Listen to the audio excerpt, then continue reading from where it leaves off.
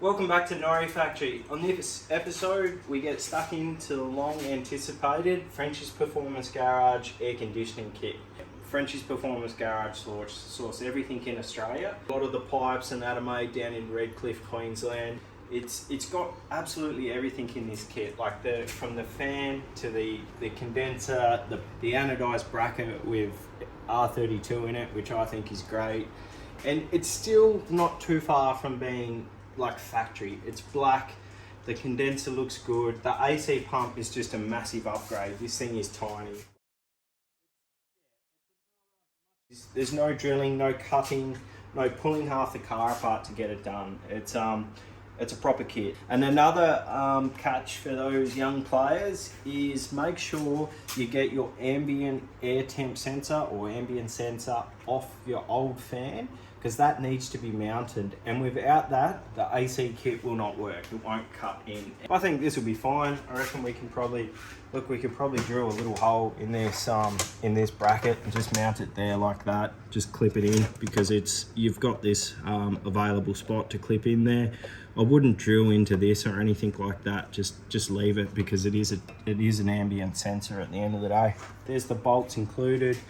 They're your spacers and everything, and look at this, like, check out that bracket. It's a proper U-Butte thing. I really do like it. It's not over the top, and that compressor is so small. It's a proper upgrade for your air conditioning system. New custom made tensioner for accurate belt tension and alignment. That's this little puppy here, and as you can see, again, CNC, zinc coated, proper bolts, good bearing. Because I used to have a lot of trouble with this on my original GTR, especially just with pulling the tension down on the belts. It used to pull the little washer out the bottom. I'm sure all you guys know from the factory ones, it didn't have a thread there. It was literally just like a C-clip washer. As soon as you put any sort of tension on the belt, it would just spit it off, spit the belt, or fuck the bearing.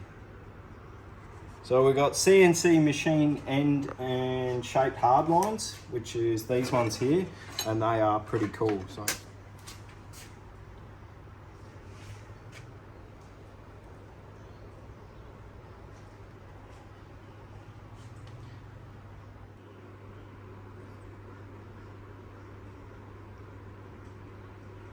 whoa, look like what we got here.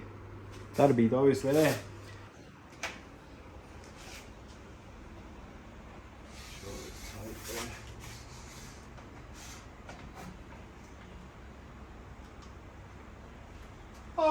I'm going to start with the hard lines. I think that's the basic way to do it, is just to get stuck straight into it.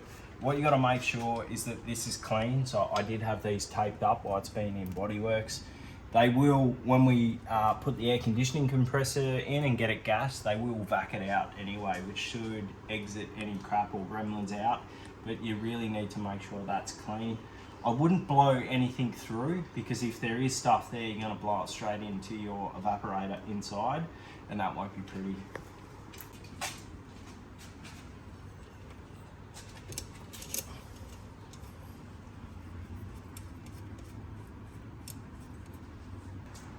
Does it go that way?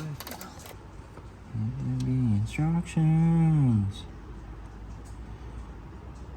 Oh yeah. Oh, look at that. Make sure you read your instructions.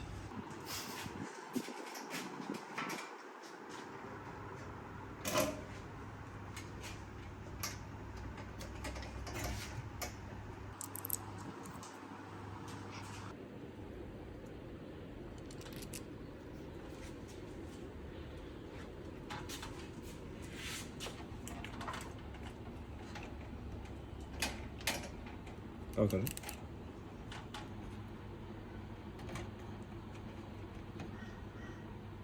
So far, so good. I really like it. It's fitted in really cool. So just a little bit of a trick there. There is a black spacer that goes in there. So when you do these up, you don't actually have to do them up too tight. I over tightened mine before, and it actually squashed it out of shape. So just nip it up till it touches, and that's fine like that.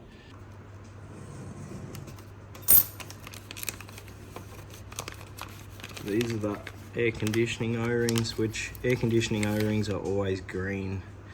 If you're wondering why, I'm not sure. I think it's got to do with the gas.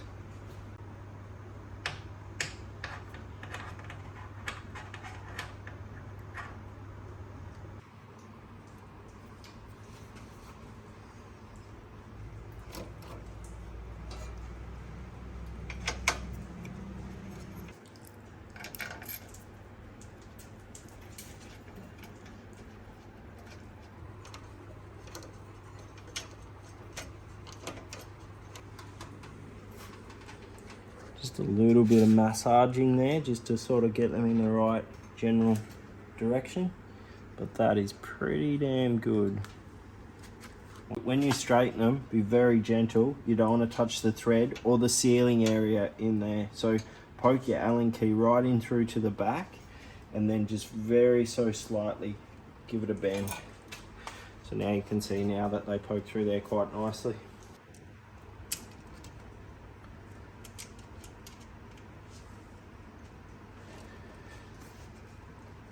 Careful that doesn't fling up and hit that. That's really sick. So those lines look so cool.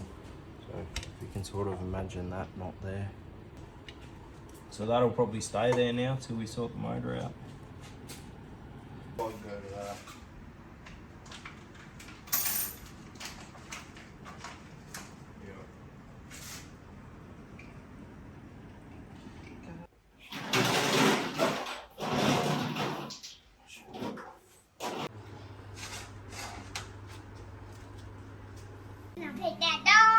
No, he's sleeping.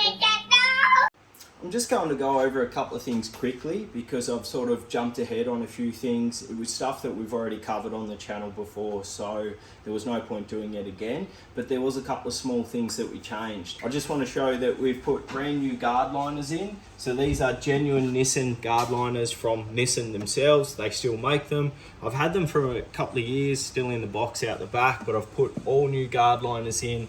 We've used new Japanese scrivets.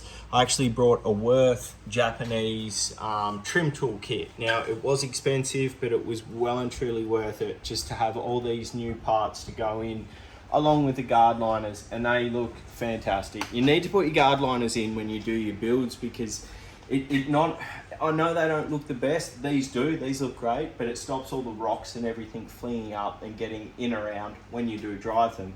As you can see, the subframe's gone back up in. So I have put it back up in with spacers to space the subframe down. I used the 9mm Platinum Racing Products spacers. They went in quite easily. There's still just enough thread on, well, there was heaps on the front because we've got the bolts, and the back ones allow for just enough to get on the thread. So again, it's 9mm just in there, and it's just enough to get a full nut of thread on.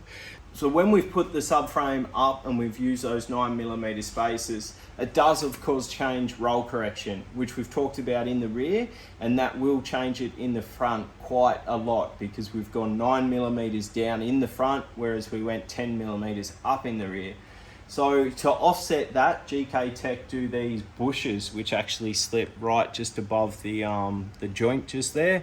They bolt in, they come with the whole stud and everything. They do mad kits. They've been doing this stuff for years. So it will be interesting to see how it runs.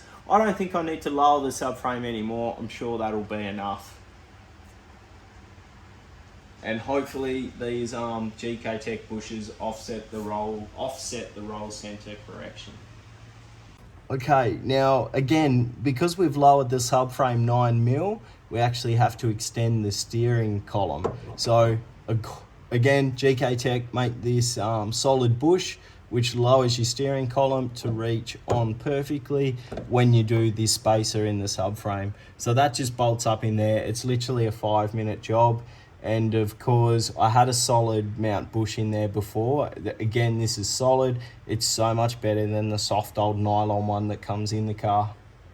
And of course, as you can see, we've got the huge endless brakes on the front. So they've been sitting away, protected. They went back on. It's literally endless, doing excellent kit. It's top of the line. I guess there's Brembo, then there's endless. That's how I see it. So their kits are awesome.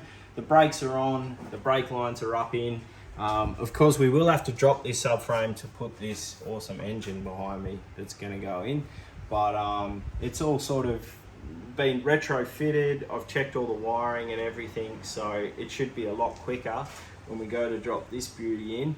Now the subframe's all done and everything's tidied up. So, and as you can see, I've removed the front bumper as well. So the front bumper's been taken off just while we do the aircon kit, and we'll slip the intercooler up in, and it's all happening. I can't wait. So to finish off the FPG AC kit, we need to mount the aircon compressor, and that will be in the next episode when we unveil the engine too. We can bolt this up. Thanks for watching, guys. Don't forget to like, comment, subscribe.